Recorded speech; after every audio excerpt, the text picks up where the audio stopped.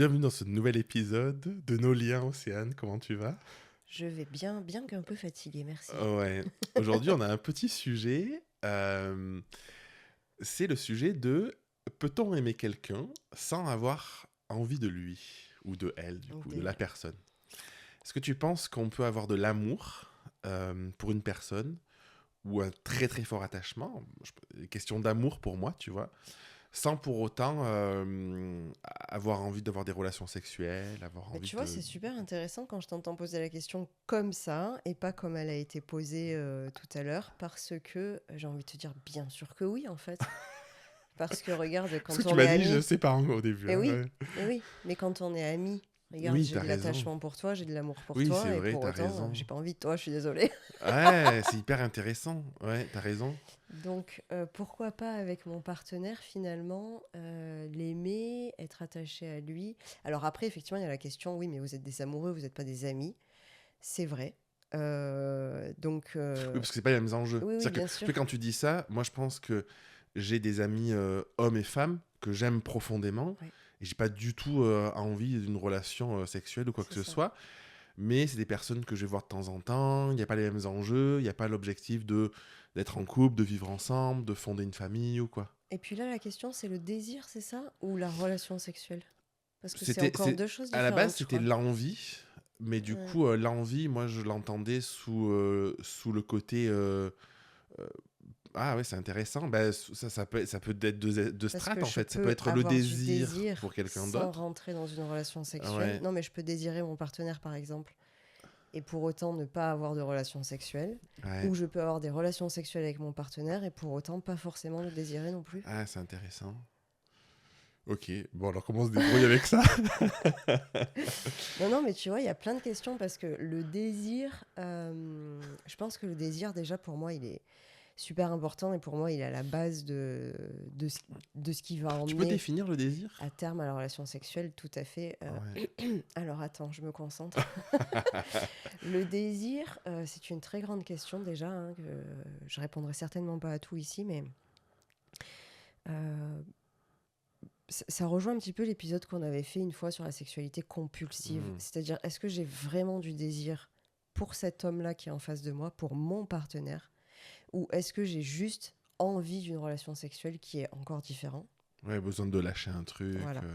Donc, est-ce que c'est toi, personne que je désire? Est-ce que c'est toi, ton corps, tes cellules, ton être, ta vibration qui m'émoustille, qui me réveille quelque chose en moi, qui vraiment, voilà, je désire ta peau, je désire ton contact charnel, je désire faire lien, faire connexion avec toi. Pour moi, c'est ça le désir. C'est voilà, c'est alchimique et c'est aussi spirituel, j'ai envie de dire. Hmm. Et tu penses pas qu'un désir plus charnel, plus impulsif, c'est pas du désir aussi? Si, si, Ah mais oui. dans l'alchimie, Ah il y a oui, ce ok. charnel. Ok. Ouais, ok. Non, mais même, tu vois, sur le côté compulsion, je pense que les personnes qui peuvent avoir ces compulsions de j'ai envie de baiser Ouais. euh, ont probablement le sentiment très fort que c'est ce désir-là qui les guide aussi, tu vois. Ben oui, après c'est le désir de baiser. Et Ouais, du coup, ouais. que ce soit Pierre, Paul, Jacques ou Ginette, j'ai envie de te dire finalement, Ah, ok. Ah, c'est tant que je intéressant. baise, Et tu penses pas qu'une personne peut être en couple avec quelqu'un euh, où il y a quand même de l'attachement, tu vois, avec une dominante ah, de si, si, ce désir si, si. Je de... pense qu'il y en a beaucoup même. Ouais, voilà, sans forcément aller ailleurs, Tout tu à vois. fait. Ouais, Ouais, ouais. ok. Oui, et c'est là que se pose la question, est-ce que finalement j'ai du désir pour toi ou est-ce que là j'ai juste, pardon, on est cru, hein, est-ce que j'ai juste envie de baiser? Ouais, ouais, ouais, ouais, Et donc sexualité compulsive et pas de la sexualité ouais. désirée dans la connexion à deux. Mais du coup, c'est intéressant parce que dans notre question de base, ce que ça sous-entend, c'est que est-ce que pour toi, quelqu'un qui a de l'amour sans désir Hmm. de l'autre est une personne qui a fait un énorme travail sur elle, Non, qui au est détachée de contraire. tout Non, et en non. mode Je pense que moi, c'est c'est juste l'amour qui est important, c'est juste le lien à je l'autre. pense que c'est une personne qui est déconnectée d'une partie d'elle, à mon sens, et qui a besoin de faire du travail sur elle. Parce que si je t'aime, que je suis attachée à toi, et que je n'ai plus de désir pour toi, parce que certainement qu'au Ouais. début il y en avait, euh, c'est que dans l'épisode précédent, d'ailleurs, on reparlait encore des liens d'attachement, mais pour moi, ça se rejoue ici aussi. C'est que inconsciemment, d'une façon ou d'une autre, je suis encore en train de projeter sur toi, de rejouer avec toi dans le relationnel quelque chose qui m'appartient moi et qui fait que je suis bloquée dans le désir dont je vais plus loin. Donc pour moi, il peut y avoir ce pan-là à aller chercher, à investiguer, qui est super important, la notion de système et de lien d'attachement. Et également, on en parlait tout à l'heure, du passé traumatique. Effectivement, qu'est-ce qui me tient en termes de trauma? Est-ce que j'ai eu des traumas sexuels? Parce que vraiment, c'est super important sur la dynamique du relationnel sexuel.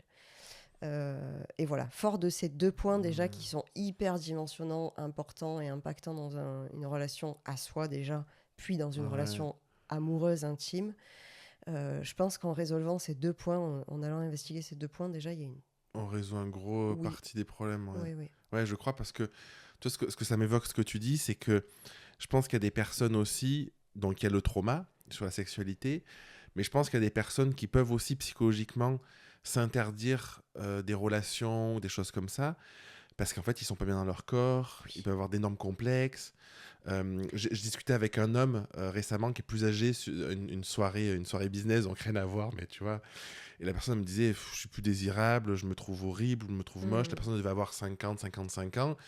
En gros, c'est je me dégoûte, donc je vais même pas chercher à avoir des relations, parce que du coup, moi, je m'aime pas, donc qui pourrait m'aimer, quoi. C'est ça. Et du coup, je me dis que c'est quelqu'un qui pourrait très bien percevoir un amour vers quelqu'un d'autre, mais même pas aller plus loin, parce que la personne elle se dégoûte tellement qu'elle va pas créer ce qu'il faut, quoi. Elle est pas bien avec elle-même, ouais. Ça, c'est très très juste, merci de l'avoir souligné, c'est très important. Et il m'est venu aussi les conditionnements, bien sûr, sans parler forcément que de trauma sexuel, mais les conditionnements. Si tu grandis dans une famille où le sexe est tabou, le sexe est sale, le sexe est juste une fonction reproductrice, du coup, tu as une vision forcément de la sexualité qui est très basique et nécessaire, quoi. Et donc, le désir... Sans la famille, j'ai sur mon podcast à Origine, j'ai interviewé un ami, c'était hyper intéressant. Lui, à l'âge de 6-7 ans, il a été mis face à... il partage dans l'épisode, il a été mis face à un porno, malgré lui. Moi aussi. Et ça l'a complètement dégoûté de la sexualité. Ça m'a fait peur, moi. Et ouais, ça l'a traumatisé. Et il a mis des années à re-rentrer dans ce truc-là, parce qu'en fait, il avait une image hyper dégradée de l'homme vis-à-vis de la femme. Il se disait comment on peut faire ça à une femme, l'image de la femme. Ouais, il a eu les deux. Il a eu les deux, l'image de la femme. Et du coup, il a eu ce traumatisme-là. Donc, c'est intéressant, tu vois, j'y pensais pas forcément. Mais je pense que c'est un bon exemple aussi d'un puis j'en ai un trauma. autre qui me vient. Parce que moi, ça m'est arrivé aussi, hein, mais mon frère et un copain de mon frère m'ont mise devant un porno quand j'avais 8 ans aussi, et j'ai eu peur parce que effectivement l'homme violente, moi je l'ai perçu comme violente la femme, hein, parce que tu sais, il la prenait par derrière, et du coup tu vois l'image. T'en mets partout, comme dans le film. Horrible. Et puis j'ai aussi surpris mes parents quand j'étais encore plus petite que ça, et pareil, j'ai eu l'impression que mon père faisait du mal à ma maman, quoi. Ah ouais, du coup, ça Donc a recréé a quelque renforcé chose de fort, quelque chose, ouais. Bon, sans parler qu'aussi, voilà, peut-être que les personnes connaissent mon passé traumatique aussi, mais voilà, tout ça mis bout à bout, effectivement, ça crée des inconforts qui demandent investigation, qui demandent du temps, de la lenteur, du respect. Oui, parce que ce qu'on disait aussi, c'est qu'il y a un truc qui est important, c'est que sur le côté amour sans désir ou sans relation, dans une relation de couple, surtout avec le temps, il y a des périodes où en fait on aime toujours l'autre, mais on a la libido qui baisse, on a moins de désir pour l'autre, on a peut-être aussi une charge mentale qui fait que la sexualité est plus si importante, ou en tout cas est mise à un second plan, un troisième plan, un quatrième plan. Mais là, j'ai envie de reparler de ça, hein, en fait, chimiquement parlant, il y a sur les 2 premières années d'une relation quelque chose qui est très ouvert, qui est très libre, qui est très fluide, parce que on n'est pas encore complètement soi dans la relation. On est la meilleure version de soi-même. Celle qu'on veut montrer à l'autre. Exactement, qui est en face est la meilleure version de soi-même, d'elle-même. Donc on vit quelque chose de très connecté, de très incroyable, extraordinaire, foufou. Donc forcément, là, on se sent hyper connecté. Donc la sexualité, ça vient comme quelque chose de très facile. Et à partir de 2-3 ans, on commence à faire un petit peu tomber les masques. Et en fait, il y a le vrai nous qui ressort parce que on peut pas se suradapter continuellement. Continuellement. Et là, il y a les Hmm. liens d'attachement, justement, toutes les stratégies de survie qui reviennent, toutes les réponses dysfonctionnelles en fait qui reprennent place, et on va s'appuyer l'un l'autre ou l'une l'autre sur nos boutons rouges de blessures émotionnelles. Et là, ça recrée des fractures en fait où ça va par essence converger à un moment ou à un autre sur la sexualité, parce que en fait la sexualité c'est vraiment un endroit de convergence du couple aussi, là où ça vient cristalliser. Et ça, c'était, je crois, le sujet du tout premier épisode de la saison 1. Hmm. Ça vient converger finalement, cristalliser tous les sujets conflictuels du Hmm. couple à un moment donné. Et c'est pour ça qu'on dit souvent aussi l'expression on se réconcilie sur l'oreiller, parce que ça Ouais. peut aider à décristalliser À quelque décharger chose. le Mais truc, ouais. moi je suis pas du tout partisan de ce Ce mode de de cet fonctionnement. adage. Voilà, après chacune fait bien ce qu'il veut, Après, si mais ça fonctionne pour certaines tout à personnes, fait, ouais. tout à fait. Bon, moi c'est pas mon cas encore une fois parce que je vois Ouais, passer, mais voilà. Donc ouais, voilà, il c'est y a hyper vraiment un lieu de intéressant. convergence dans la sexualité ouais, sur les blessures. Donc je pense que le désir d'une façon ou d'une autre est impacté à un moment donné, sans parler du fait que les enfants, la charge mentale, la routine, le travail, la Oui. fatigue, tout ça c'est encore plus... Moi, mon ressenti profond, c'est que si vraiment on est dans une relation où on aime l'autre, mais qu'on n'a jamais eu de désir, qu'on n'en a pas et que ça fait longtemps, je pense qu'il y a quelque chose à aller voir parce que ça me paraît pas sain, en fait. Euh, Et pardon, Vas-y, vas-y. je te coupe beaucoup, je suis Non, mais désolée. c'est très bien, c'est bien. Je me repose comme ça.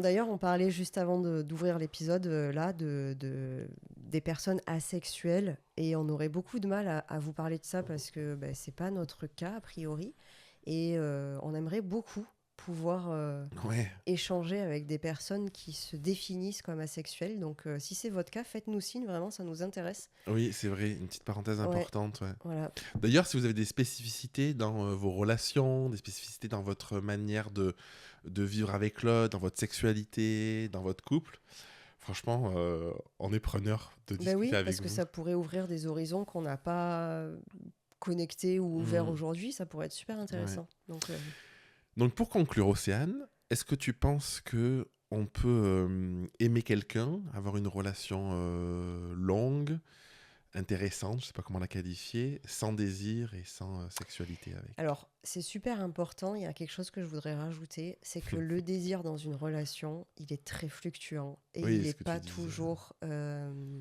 voilà, linéaire. Et vraiment, autorisons-nous à sortir des schémas de il faut absolument que, je mets ce mot-là, que je baise au moins une fois, 2 fois, 3 fois par semaine. On s'en bat les ovaires ou autre chose. Complet, le désir, il est ce que vous pouvez en faire et là où vous pouvez le connecter à un moment donné. Et je crois très Hmm, normal dans des relations de couple. Et c'est très spécifique à chaque couple, en fait. Il n'y a pas de règle générale.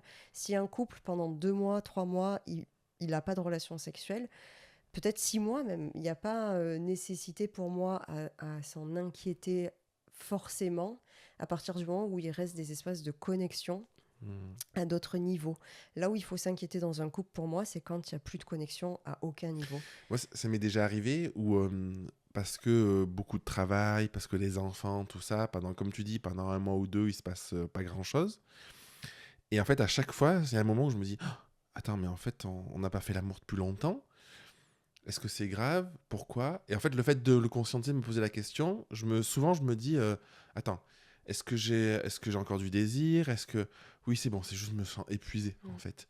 Et rien que de se poser la question, en fait, parce que parfois, tu es dans le truc, tu t'en rends même pas compte. Parce qu'en fait, tu es dans le rouleau compresseur de la vie, tu t'en rends même pas compte du truc. Et c'est juste de, hop, revenir à un moment de, attends, qu'est-ce qui se passe? Est-ce que c'est un problème ou pas? Oui, non. Si c'est pas un problème, c'est ok. C'est un problème, pourquoi? Et d'aller clarifier ça, quoi. Oui, puis le désir, c'est pas uniquement le désir sexuel, j'ai envie de dire. Oui, oui. C'est désirer être au contact voilà, de peau à peau, Oui, mais désirer tu vois, partager une tasse de café. quand j'ai ces moments-là où je me suis dit, hop, il s'est rien passé, du coup, souvent, ce que je vais voir, c'est qu'est-ce qui s'est passé d'autre. Et c'est quoi les discussions qu'on a pu avoir qui étaient chouettes, tu vois, qui étaient nourrissantes. C'est quoi les moments de qualité qu'on a pu avoir aussi, peut-être à un repas, aller au resto, faire autre chose. Et en fait, ça vient répondre à ce truc de... En fait, il se passe quand même quelque chose, Oui, quoi. bien C'est sûr. pas platonique où il y a rien et on est en train de s'éloigner. C'est juste la vie qui est là, mais il y a quand même une relation qui est présente et qui est importante. Voilà. Donc là où le questionnement est important, c'est quand il n'y a plus de connexion, quand il n'y a Ouais. plus de relation, quand il y a tout qui est platonique, en fait, quand il y a tout qui est distancié. Voilà. Après, vivre des périodes où j'aime mon partenaire, j'ai pas de désir, ça peut être Mm. entendable et complètement OK. Et avoir du désir pour quelqu'un sans l'aimer, bah, c'est possible aussi si on n'est Mm. pas dans une relation d'engagement, en fait. Ouais. Voilà. Un plan cul. Oui, voilà. Ouais. N'hésitez pas à partager l'épisode à quelqu'un qui a pas de désir ou qui a quoi, trop de désir et qui aurait besoin d'entendre ça. On vous rappelle que on a un compte Instagram dédié au podcast, donc nos liens podcast, le lien est dans la description de l'épisode. Et comme toujours, vous pouvez nous écrire pour nous partager vos idées de sujets, commenter sur YouTube un petit peu à chaud ce qu'on dit, pour nous dire si vous êtes d'accord ou pas d'accord et pourquoi. Et on vous dit à dans 2 semaines pour un prochain épisode. À bientôt!